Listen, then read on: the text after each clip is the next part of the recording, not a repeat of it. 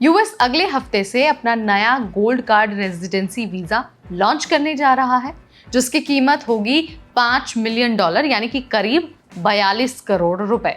इस बात की घोषणा की है अमेरिका के कॉमर्स सेक्रेटरी हावर्ड लुटनिक ने। इससे कुछ दिन पहले खुद राष्ट्रपति डोनाल्ड ट्रंप ने एयरफोर्स वन में इस वीजा का प्रोटोटाइप दिखाया था, जिस पर उनका चेहरा बना था और लिखा था द ट्रंप कार्ड। ट्रंप ने ये कहा था कि वो इसके सबसे पहले खरीदार हैं। गोल्ड कार्ड एक नया अल्ट्रा प्रीमियम वीजा है जो अमीर विदेशियों को अमेरिका की रेजिडेंसी यानी कि जो स्थायी निवास है वो देगा।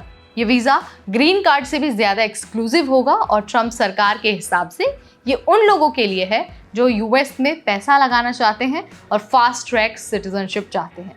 इसका मकसद है अमीर इन्वेस्टर्स को लाना, नौकरियां बनाना और यूएस के घाटे को कम करना। अब एक बार आपको कीमत बता देते हैं और आपको ये भी बता देते हैं कि इसके बदले में मिलने क्या वाला है। तो देखिए, गोल्ड कार्ड की कीमत है $5 मिलियन यानी कि करीब 42 करोड़ रुपए।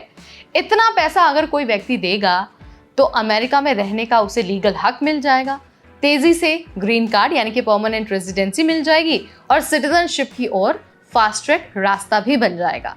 मतलब ना स्पॉन्सर की जरूरत होगी, ना सालों का लंबा इंतजार करना होगा, बस आपको एक झटके में पैसे देकर नागरिकता भी मिल जाएगी और साथ ही साथ जो स्थायी निवास है वो भी मिल जाएगा। ट्रंप सरकार गोल्ड कार्ड वीजा को एक शॉर्टकट फॉर द रिच की तरह पेश कर रही है। अब एक बार आपको ना EB-5 से इसको कंपेयर करके दिखा देते हैं कि EB-5 और गोल्ड कार्ड वीजा में आखिर डिफरेंस क्या है, क्योंकि EB-5 वीजा भी इसी तरह का था जिसे इन्वेस्टर वीजा कहा जाता है।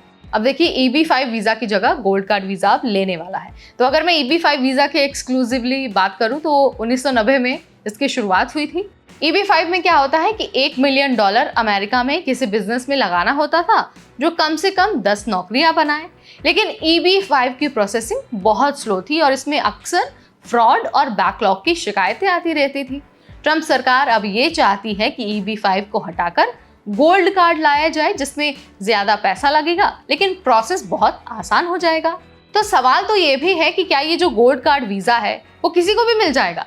अब देखिए, ट्रंप सरकार ने ये कहा है कि gold card wealthy foreign nationals के लिए होगा, यानी कि जिनके पास अथाह पैसा है उन्हें ये वीजा मिलने वाला है। ट्रंप ने ये भी कह दिया है कि गोल्ड कार्ड वीजा की वजह से यूएस की इकोनॉमी को बूस्ट मिलेगा और रूस जैसे देशों के जो अमीर लोग हैं उनको भी इसमें शामिल किया जा सकता है।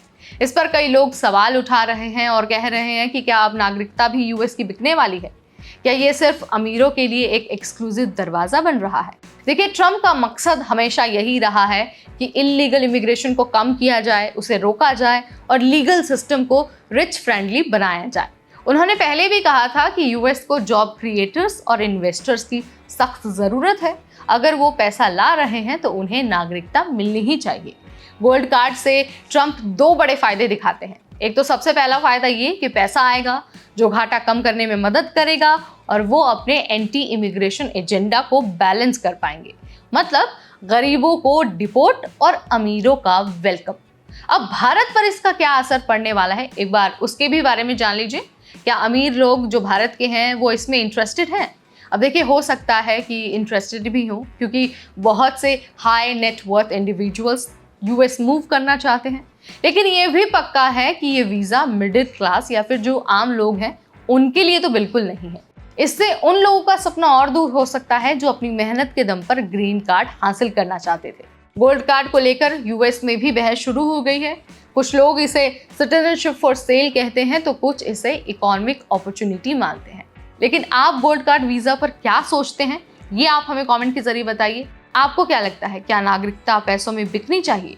जो भी आप मानते हैं कमेंट के जरिए आप मुझे बता सकते हैं। ऐसे अपडेट्स हर दिन हम आपके लिए लाते रहेंगे, सिर्फ और सिर्फ NBT टेक एड पर।